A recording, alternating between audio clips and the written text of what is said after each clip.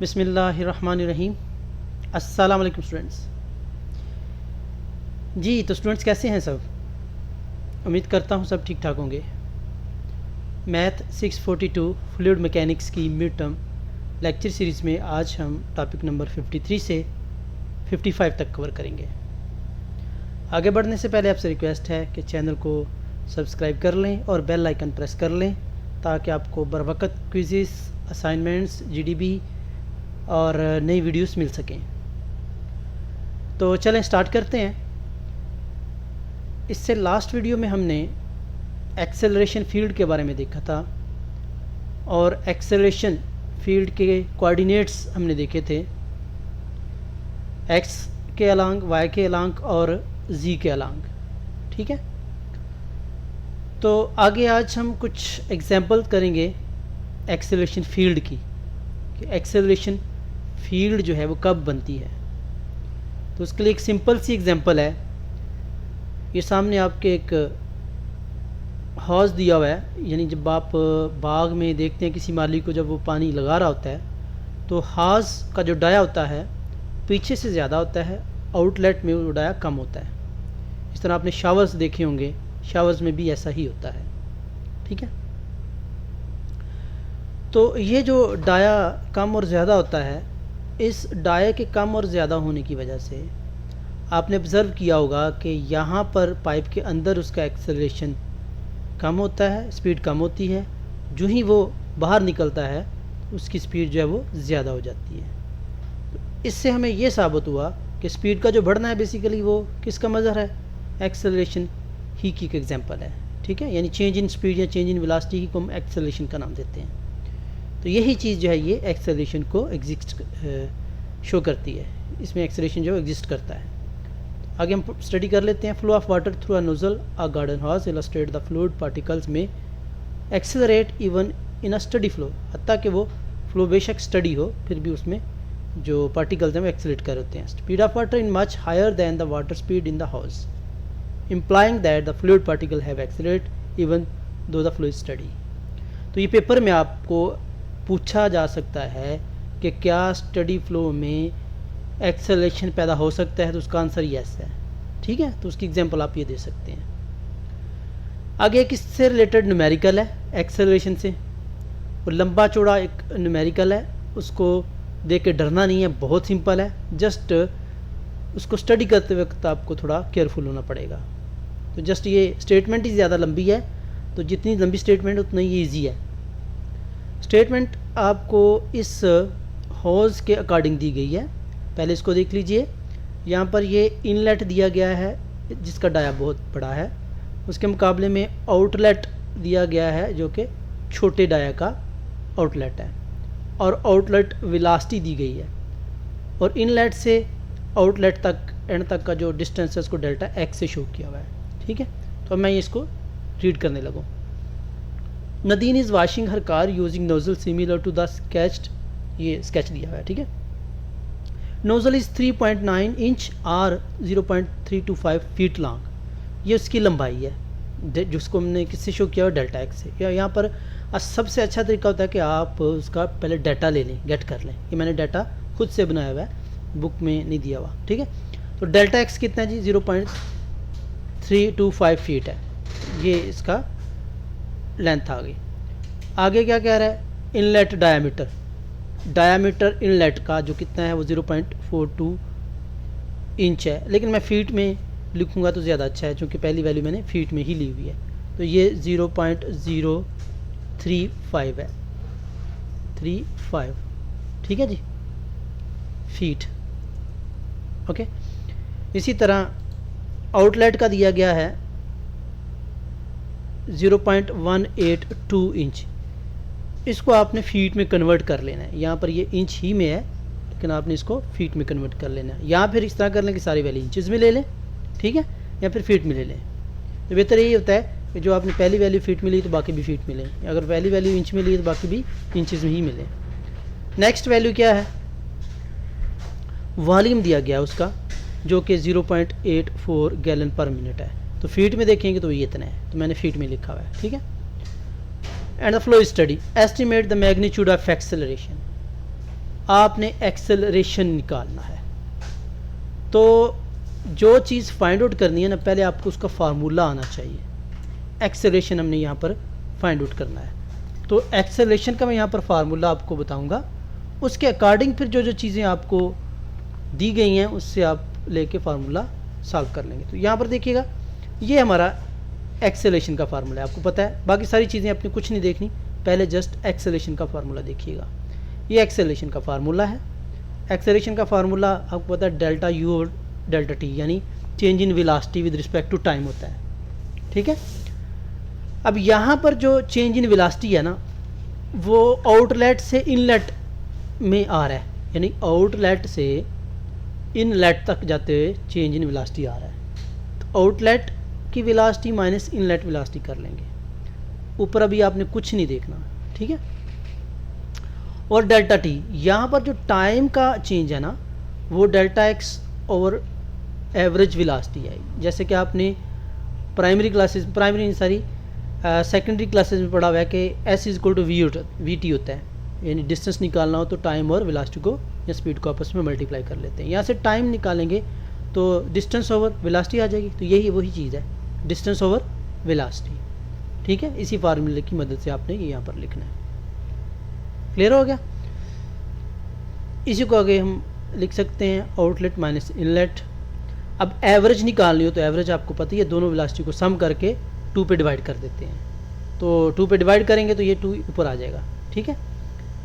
ये आपका final formula बन जाएगा किसका, एक्सेलरेशन का, ठीक हो गया। अब यहाँ पर आपको आउटलेट की वेलोसिटी निकालनी है और इनलेट की वेलोसिटी निकालनी है। आउटलेट का डाया भी दिया हुआ है, इनलेट का भी डाया दिया हुआ है। अब आउटलेट की वेलोसिटी और इनलेट की वेलोसिटी निकालने का फार्मूला ये देखिएगा। इनलेट की वेलोसिटी जो है वो आप निकालेंगे वॉल्यूम ओवर एरिया, ठीक है। अब एरिया तो आपको दिया नहीं हुआ, आपको तो दिया हुआ है डायमीटर, ठीक है।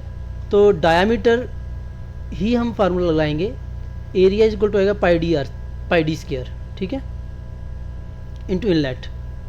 तो एरिया की जगह ये वॉल्यूम लगा दिया, डायमीटर लगा दिया, वॉल्यूम आपको दिया हुआ है, ठीक है। बेसिकली 4 पाई आना था तो 4 ऊपर चला जाएगा। क्लियर हो गया। तो ये सारा फार्मूला यहाँ पर लिखने के बाद सारी वैल्यूज पुट करेंगे तो ये आपकी इनलेट की वेलोसिटी आ जाएगी। इसी तरह आपने आउटलेट की वेलोसिटी भी निकालनी है सेम फार्मूले से, ठीक है। तो वो आपकी 10.4 फीट आ जाएगी। तो अब ये दोनों वेलोसिटीज़ आ गई। इन वेलोसिटीज़ को आपने वो जो फार्मूला लिखा हुआ था ये वाला, इसमें जस्ट पुट कर देना है तो आपका एक्सेलरेशन निकल आएगा, ठीक है। अच्छा, अब एक्सेलरेशन की आपको पता है डायरेक्शन एक्स, वाई और जी तीनों डायरेक्शन में होता है। चूँकि ये सिंपली एक्स डायरेक्शन में सेंटर में ही फ्लो करेगा तो वाई और जी तो इसकी ज़ीरो हो जाएंगी। वाई और जी जो है वो हमने ज़ीरो ले ली, जस्ट यही वाली वेलोसिटी बच जाती है आपकी, ठीक है। तो फिर ये आपका फार्मूला था, outlet plus inlet over 2, outlet minus inlet over delta x, यानी ये वाला फार्मूला बेसिकली बना हुआ था, जिसमें जब आपने वैल्यूज पुट कर दी तो ये आपका फाइनल आंसर आ जाएगा। देखिए कितना बड़ा ये उसने हवा बनाया हुआ था, इतनी बड़ी स्टेटमेंट दी हुई थी, देख के डर लगता है, लेकिन जब सॉल्व किया तो बिल्कुल सिंपल सा और सादा सा इसका सोल्यूशन है। ओके, नेक्स्ट है जी topic number 54, material derivative. Material derivative क्या होता है जी? आपने सिंपल डेरिवेटिव तो देखा होगा कि जब एक चीज़ एक पॉइंट से दूसरे पॉइंट में जाती है विद रिस्पेक्ट टू टाइम, उसके हम डेरिवेशन ले लेते हैं। लेकिन जब आप टोटल देखते हैं किसी भी फ्लूइड के पार्टिकल की, यानी पहले टाइम टी था, फिर time T plus delta T हो गया, फिर थर्ड टाइम T3 आ गया, फिर T4 आ गया, यानी डिफरेंट टाइम में आपने उसका डेरिवेशन देखा या पार्टिकल की एक्सेलरेशन को चेक किया। अब डिफरेंट यानी स्टार्टिंग पॉइंट से एंड पॉइंट तक जब आप करते हैं तो उसका टोटल डेरिवेटिव निकलता है। लोकल तो आप करते हैं वो आपका लोकल होता है, लेकिन जब आप एंड तक जाते हैं तो उसका क्या होगा, टोटल डेरिवेटिव, जिसको हम मटेरियल डेरिवेटिव का नाम भी देते हैं। 4-5 नाम है इसके, total derivative, material derivative, Lagrangian derivative या फिर आयलरियन डेरिवेटिव। एक और नाम भी है, सब्सटेंशियल डेरिवेटिव भी इसका नाम है, ठीक है जी। तो ये आपने याद रखना है, ये पेपर में पूछा जा सकता है। ये पार्टिकल का एक्सेलरेशन निकालना हमने सीखा हुआ है। ये पीछे बार बार वही फार्मूला आ रहा है एक्सेलरेशन के जो हमने पढ़े हुए थे, ठीक है। तो ये इसका यहाँ पर कंप्लीट हो गया। और मटेरियल डेरिवेटिव को डी ओवर डी टी से या small D over D T से भी शो करते हैं। इसकी डिफरेंट नोटेशन भी हमने देखी थी, ठीक है। टॉपिक नंबर 50 और 55 और 56 है सेम न्यूमेरिकल जो पीछे दिया गया था लास्ट वाली वीडियो में, जिसमें हम स्टैग्नेशन पॉइंट निकाला था। अब हमने वेलोसिटी दी हुई है, ठीक है। स्टैग्नेशन पॉइंट नहीं निकालना, जस्ट हमने मटेरियल एक्सेलरेशन निकालना है, ठीक है। किस पॉइंट पे निकालना है? x इज इक्वल टू 2 पे और y is equal to 3m पे।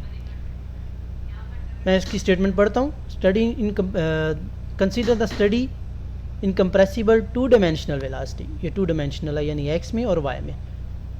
Calculate the material acceleration at point x is equal to 2। बहुत सिंपल है, y इज इक्वल टू 3। यानी ये यहाँ पर अब आपने क्या करना है, इसका एक्सेलरेशन पहले निकालना है, ठीक है। पहले तो आप एक्सेलरेशन देखिएगा ना, x एक्सिस में और y एक्सिस में क्या है। ये x एक्सिस का एक्सेलरेशन है, ये आपको फार्मूला पीछे सिखाया हुआ है मैंने, ये आपको फार्मूला याद हो जाना चाहिए। पार्शियल u x एक्सिस के हो तो ऊपर u आ जाएगा, partial u over t, partial u over x, partial u over y, partial u over z, और यहाँ पर u v w आ जाएगा, ठीक है। y के अलांग हो तो ऊपर v आ जाएगा, z के अलांग हो तो ऊपर w आ जाता है। ये मैंने आपको पीछे ट्रिक भी बताया हुआ है कैसे याद करना है, तो पीछे वाली वीडियो आप देख सकते हैं। अगर आपको नहीं समझ आ रही तो आई थिंक इससे पहले 2 वीडियोज़ जो हैं उनमें ये ट्रिक भी बताया हुआ है। अच्छा, अब जो एक्सेलरेशन है हमारा वो x एक्सिस के अलांग हमने चेक करना है। तो x एक्सिस के अलांग एक्सेलरेशन देखेंगे तो टाइम भी 0 आ जाएगा, y वाला भी 0 आ जाएगा, जस्ट आपका सॉरी x और y वाला आ जाएगा ना, चूँकि आपको 2 दिए हुए हैं x और y, 2 डायमेंशन है ना, तो बाकी 0 आ जाएंगे। तो ये पार्शियल u और पार्शियल x आपने निकाल लेना है। वो कैसे निकालना है कि ये u दिया हुआ है, इसको आप, ये u है बेसिकली, ठीक है। ये मैं वीडियो शार्ट कर रहा हूँ इसलिए कुछ चीज़ें जो मैं स्किप करता जा रहा हूँ, ठीक है। ये आपका u है, इसका आपने डेरिवेटिव ले लेना है। पार्शियल u और पार्शियल x करेंगे तो ये 0.8 आ जाएगा, ठीक है। तो ये यहाँ पर वैल्यूज पुट करेंगे, ये x के अलांग आ जाएगा। इसी तरह y के लिए चेक करेंगे तो ये y के अलांग आपका आ जाएगा। अब सेकंड में ये है कि इसकी डायग्राम भी स्केच करनी है। आपने पहले x की जगह 2 पॉइंट रखना है और y की जगह 3 रखना है। यानी जो आंसर है इसमें आप पहले यहाँ पर x की जगह क्या रखेंगे 2, तो ax की वैल्यू आ जाएगी, y की जगह y की जगह 3 रखेंगे तो ये आ जाएगी। अब इसको आप ग्राफ में इजीली ड्रा कर सकते हैं। यानी x आपका 1.6 है, ऑलमोस्ट 1.6 x एक्सिस के अलांग, तो y कितना है, y 0.7 है, ठीक है। तो ये ऑलमोस्ट आपका बनेगा, ठीक है। तो ये हमारे आज 56 तक कंप्लीट हुए। नेक्स्ट वीडियो में इंशाल्लाह हम 57 से ऑनवर्ड करेंगे। जाने से पहले अगेन आपसे रिक्वेस्ट है कि चैनल को सब्सक्राइब कर लीजिए और बेल आइकन पर प्रेस कर लीजिए ताकि आपको बर वक्त हर वीडियो और क्विज़ वगैरह मिल सकें। थैंक यू, अल्लाह हाफिज़। ये लास्ट ये जो बोल रहे हैं ना, वो बोलने का जरूरत भी नहीं है ना। क्यों? अच्छा, कुछ कंपल्सरी नहीं है ना, सब